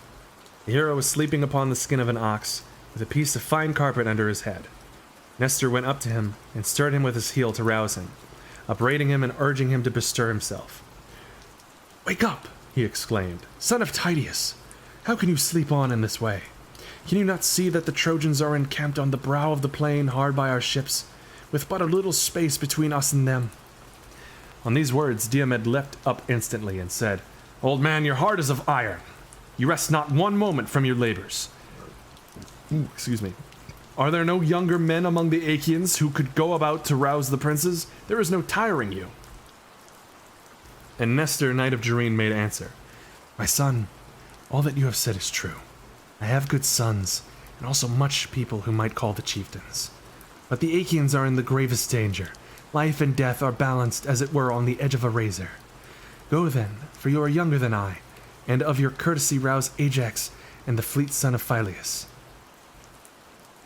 Diomed threw the skin of a great tawny lion about his shoulders, a skin that reached his feet. Does everybody have that? And grasped his spear. When he had roused the heroes, he brought them back with him. They then went the round of those who were on guard, and found the captains not sleeping at their posts, but wakeful and sitting with their arms about them, as sheepdogs that watch their flocks when they are yarded, and hear a wild beast coming through the mountain forest towards them. Forthwith there is a hue and a cry of dogs and men, and slumber is broken. Even so was sleep chased from the eyes of the Achaeans, as they kept the watches of the wicked night, for they turned constantly towards the plain whenever they heard any stir among the Trojans. The old man was glad and bade them be of good cheer. "Watch on, my children," said he, "and let not sleep get a hold on you, lest our enemies triumph over us." With this he passed the trench, and with him the other chiefs of the Achaeans, who had been called to the council. Meriones and the brave son of Nestor went also, but the princes bade them. When they were beyond the trench that was dug round the wall, they held their meeting on the open ground, where there was a space clear of corpses. For it was here that when night fell, Hector had turned back from his onslaught on the Argives. They sat down, therefore, and held debate with one another. Nestor spoke first. "My friends," said he, "is there any man bold enough to venture among the Trojans, and cut off some straggler, or bring us news of what the enemy mean to do, whether they will stay here by the ships away from the city, or whether, now that they have worsted the Achaeans, they will retire within their walls? If he could learn all this and come back safely here, his fame would be high as heaven in the mouths of all men, and he would be rewarded richly. For the chiefs from all our ships would each of them give him a black ewe with her lamb, which is a present of surpassing value, and he would be asked as a guest to all feasts and clan gatherings." They all held their peace, but Diomed of the loud war cry spoke, saying, "Nestor, gladly will I visit the host of the Trojans over against us, but if another will go with me, I shall do so in greater confidence and comfort. When two men are together, one of them may see some opportunity which the other has not caught sight of. If a man is alone, he is less full of resource, and his wit is weaker." On this, several offered to go with Diomed. The two Ajaxes, servants of Mars, Meriones, and the son of Nestor all wanted to go. So did Menelaus, son of Atreus. Ulysses also wished to go among the host of the Trojans, for he was ever full of daring, and thereon Agamemnon, king of men, spoke thus. "Diomed," said he, "son of Tydeus, man after my own heart, choose your comrade for yourself. Take the best man of those that have offered, for many would now go with you. Do not through delicacy reject the better man, and take the worst out of respect for his lineage, because he is of more royal blood."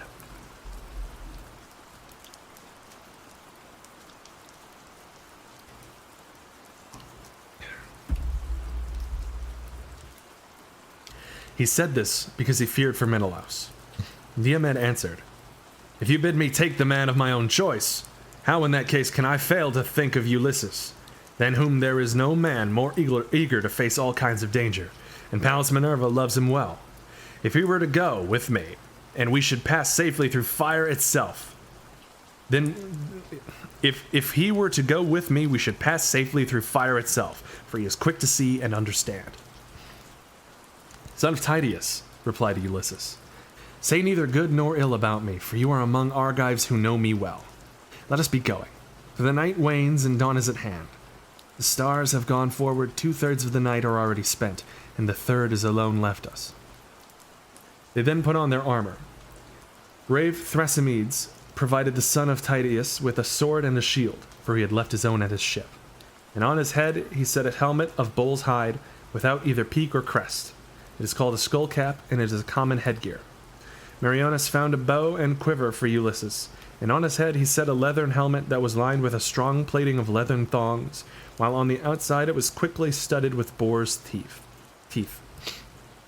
well and skillfully set into it. Next the head there was an inner lining of felt. This helmet had been stolen by Autolycus out of Ilion, when he broke into the house of Amintor, son of Ormanes. He gave it to Amphidamas of Cythera to take to Scandia, and Amphidamas gave it as a guest gift to Molus, who gave it to his son Meriones, and now it was set upon the head of Ulysses. What a storied helmet. When the pair had armed, they set out and left the other chieftains behind them. Pallas Minerva sent them a heron by the wayside upon their right hands. They could not see it for the darkness, but they heard its cry. Ulysses was glad when he heard it and prayed to Minerva. "Hear me," he cried, "daughter of aegis-bearing Jove. You who spy out all my ways and are with me in all of my hardships. Befriend me in this mine hour, and grant that we may return to the ships covered with glory, after having achieved some mighty exploit that shall bring sorrow to the Trojans." Then Diomed of the loud war cry also prayed. "Hear me too," said he, "daughter of Jove, unweariable. Be with me even as you were with my noble father Tydeus when he went to Thebes as envoy sent by the Achaeans. He left the Achaeans by the banks of the river Aesopus and went to the city bearing a message of peace to the Cadmeans. On his return thence, with your help, goddess, he did great deeds of daring, for you were his ready helper. Even so, guide me and guard me now, and in return, I will offer you in sacrifice a broad-browed heifer of a year old, unbroken, and never yet brought by man under the yoke. I will gild her horns and will offer her up to you in sacrifice." Neither again did Hector let the Trojans sleep, for he too called the princes and counselors of the Trojans that he might set his counsel before them. "Is there one," said he, "who for a great reward will do me the service of which I will tell you? He shall be well paid if he will. I will give him a chariot and a couple of horses, the fleetest that can be found at the ships of the Achaeans, if he will dare this thing, and he will win infinite honor to boot. He must go to the ships and find out whether they are still as guarded as heretofore, or whether now that we have beaten them, the Achaeans design to fly, and through sheer exhaustion are neglecting to keep their watches." They both had the same idea.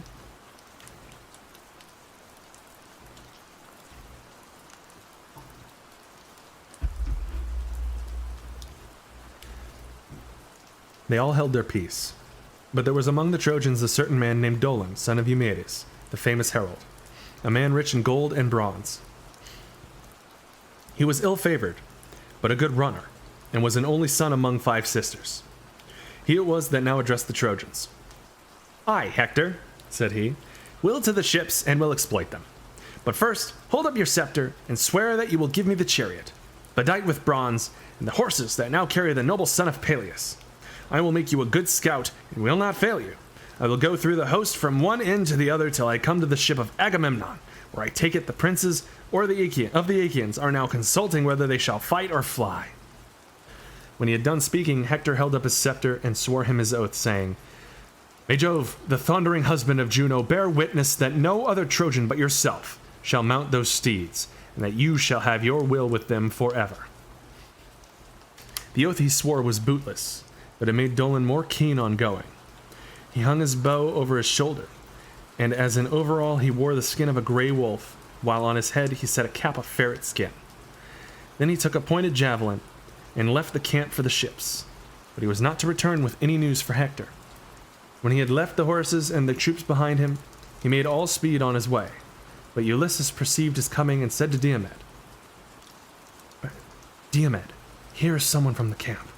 I am not sure whether he is a spy or whether it is some thief who would plunder the bodies of the dead. Let him get a little past us. We can then spring upon him and take him. If, however, he is too quick for us, go after him with your spear and hem him in towards the ships away from the Trojan camp, to prevent his getting back to town." With this, they turned out their way and lay down among the corpses. Dolan suspected nothing and soon passed them. But when he had got about as far as the distance by which a mule-plowed furrow exceeds one that has been plowed by oxen, for mules can plow fallow land quicker than oxen, they ran after him. And when he heard their footsteps, he stood still, and he made sure they were friends from the Trojan camp, come by Hector's orders to bid him return. When, however, they were only a spear's cast or less away from him, he saw that they were enemies, and ran as fast as his legs could take him.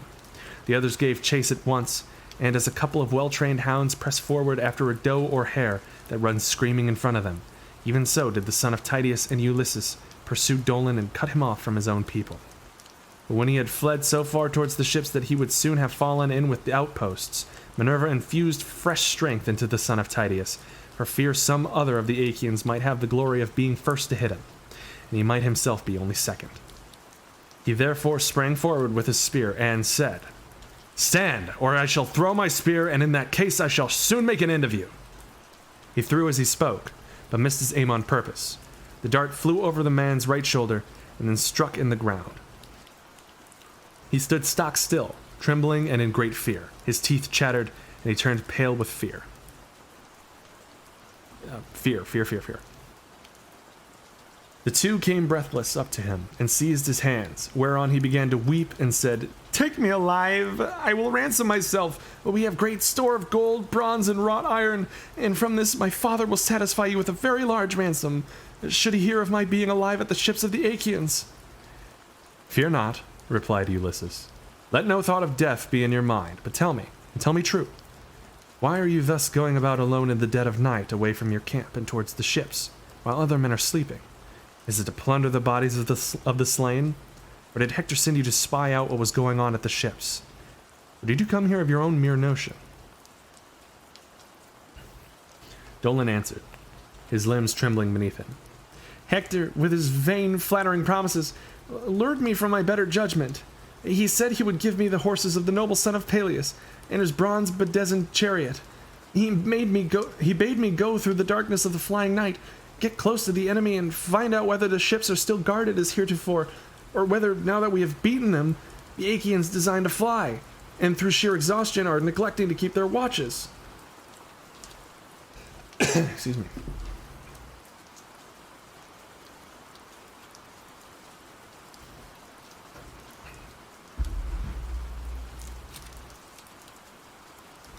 Ulysses smiled at him and answered, "You had indeed set your heart upon a great reward, but the horses of the descendant of Aeacus are hardly to be kept in hand or driven by any other mortal man than Achilles himself, whose mother was an immortal.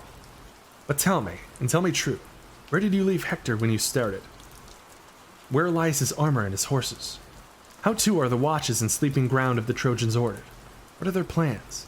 Will they stay here by the ships and away from the city, or now that they have worsted the Achaeans, will they retire within their walls?" And Dolan answered, "I will tell you truly all. Hector and the other counselors are now holding conference by the monument of great Ilus, away from the general tumult.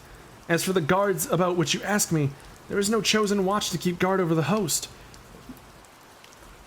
Excuse me. The Trojans have their watchfires, for they are bound to have them. They therefore are awake and keep each other to their duty as sentinels. But the allies who have come from other places are asleep, and leave it to the Trojans to keep guard, for their wives and children are not here." Ulysses then said, "Now tell me, are they sleeping among the Trojan troops, or do they lie apart? Explain this that I may understand it." "I will tell you truly all," replied Dolan. "To the seaward lie the Carians, the Paeonian bowmen, the Leleges, the Cauconians, and the noble Pelasgi. The Lycians and proud Mysians, with the Phrygians and Maeonians, have their place on the side towards Thimbra. But why ask about all this? If you want to find your way into the host of Trojans, there are the Thracians, who have lately come here and lie apart from the others at the far end of the camp, and they have Rhesus son of Aeneas for their king. His horses are the finest and strongest that I have ever seen. They are whiter than snow and fleeter than any wind that blows. His chariot is bedight with silver and gold, and he has brought his marvelous golden armor of the rarest workmanship, too splendid for any mortal man to carry, and meet only for the gods. Now, therefore, take me to the ships, or bind me securely here, until you come back, and have proved my words whether they be false or true." Diomed looked sternly at him and answered, "Think not, Dolan, for all the good information you have given us, that you shall escape now you are in our hands. For if we ransom you or let you go, you will come some second time to the ships of the Achaeans, either as a spy or as an open enemy. But if I kill you and an end of you, you will give no more trouble." On this, Dolan would have caught him by the beard to beseech him further, but Diomed struck him in the middle of his neck with his sword, and cut through both sinews so that his head fell rolling in the dust while he was yet speaking. They took the ferret skin cap from his head, and also the wolf skin, the bow, and his long spear.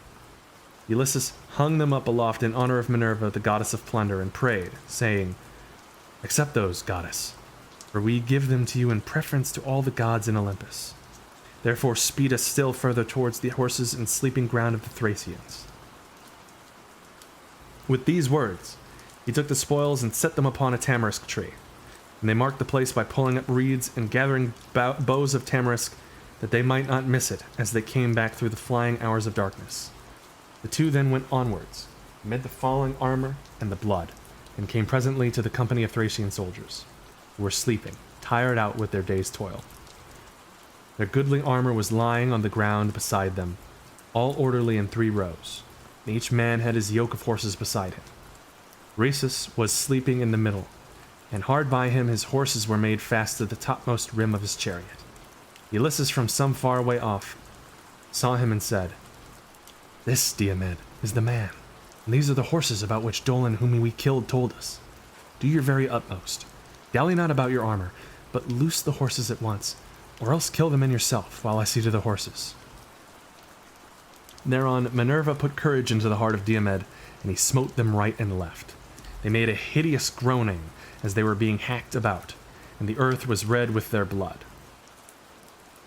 As a lion springs furiously upon a flock of sheep or goats when he finds them without their shepherd, so did the son of Tydeus set upon the Thracian soldiers till he had killed 12. As he killed them, Ulysses came and drew them aside by their feet one by one, that the horses might go forward freely without being frightened as they passed over the dead bodies, for they were not yet used to them. When the son of Tydeus came to the king, he killed him 2, which made 13. As he was breathing hard, for by the counsel of Minerva an evil dream, the seed of Oeneus, hovered that night over his head. Meanwhile Ulysses untied the horses, made them fast one to another, and drove them off, striking them with his bow, for he had forgotten to take the whip from the chariot. I don't know why I keep reading that. Then he whistled as a sign to Diomed. But Diomed stayed where he was, thinking what other daring deed he might accomplish. He was doubting whether to take the chariot in which the king's armor was lying and draw it out by the pole, or to lift the armor out and carry it off, or whether again he should not kill some more Thracians. While he was thus hesitating, Minerva came up to him and said, "Get back, Diomed, to the ships, where you may be driven thither, should some other god rouse the Trojans." Diomed knew that it was the goddess, and at once sprang upon the horses. Ulysses beat them with his bow, and they flew onward to the ships of the Achaeans. But Apollo kept no blind lookout when he saw Minerva with the son of Tydeus. He was angry with her, and coming to the host of the Trojans, he roused Hippocon, a counselor of the Thracians and a noble kinsman of Rhesus. He started up out of his sleep and saw that the horses were no longer in their place, and that the men were gasping in their death agony. On this he groaned aloud and called upon his friend by name. Then the whole Trojan camp was in an uproar, as the people kept hurrying together, and they marveled at the deeds of the heroes who had now got away toward the ships. When they reached the place where they had killed Hector's scout, Ulysses stayed his horses, and the son of Tydeus, leaping to the ground, placed the blood-stained spoils in the hands of Ulysses and remounted. Then he lashed the horses onwards, and they flew forward, nothing loth, towards the ships, as though of their own free will. Nestor was first to hear the tramp of their feet. "My friends," said he, "princes and counselors of the Argives, shall I guess right or wrong? But I must say what I think. There was a sound in my ears as of the tramp of horses. I hope it may be of Diomed and Ulysses driving in horses from the Trojans, but I much fear that the bravest of the Argives may have come to some harm at their hands." He had hardly done speaking when the two men came in and dismounted, whereon the others shook hands right gladly with them and congratulated them. Nestor, knight of Gerene, was first to question them. "Tell me," said he, "renowned Ulysses, how did you two come by these horses? Did you steal in among the Trojan forces, or did some god meet you and give them to you? They are like sunbeams. I am well conversant with the Trojans, for old warrior though I am, I never hold back by the ships, but I never yet saw or heard of such horses as these are. Surely some god must have met you and given them to you. For you are both of you dear to Jove and to Jove's daughter Minerva." And Ulysses answered, "Neither Nestor, son of Neleus, honor to the Achaean name. Heaven, if it so will, can give us even better horses than these, for the gods are mightier than we are. These horses, however, about which you ask me, are freshly come from Thrace. Diomed killed their king with the 12 bravest of his companions. Hard by the ships we took a 13th man, a scout whom Hector and the other Trojans had sent us as a spy upon our ships." He laughed as he spoke, and drove the horses over the ditch, while the other Achaeans followed him gladly. When they reached the strongly built quarters of the son of Tydeus, they tied the horses with thongs of leather to the manger, where the steeds of Diomed stood eating their sweet corn. But Ulysses hung the blood-stained spoils of Dolon at the stern of his ship, that they might prepare a sacred offering to Minerva. As for themselves, they went into the sea and washed the sweat from their bodies, and from their necks and thighs. When the sea water had taken all the sweat from off them, and had refreshed them, they went into the baths and washed themselves. After they had done so and had anointed themselves with oil, they sat down to table, and drawing from a full mixing bowl, made a drink offering of wine to Minerva. And that's the end of book 10. Next Sunday, next time we meet, hopefully I'll meet some of you before then, but next time we meet for story time, we'll be on book 11, page 178. There are 430 pages in the Illiad.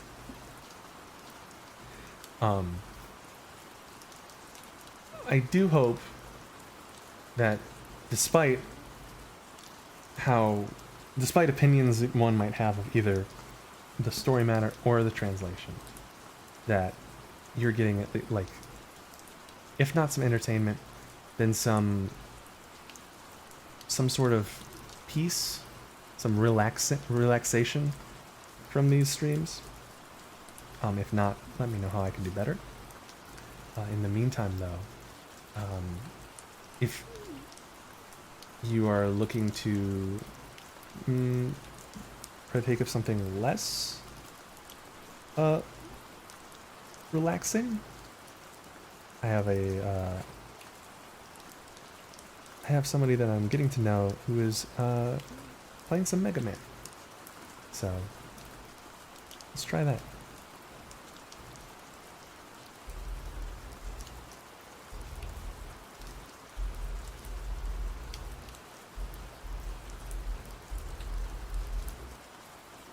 But for now, thanks again. Hopefully I'll see you tomorrow. Mahjong Monday, 6 to 8. Goodbye.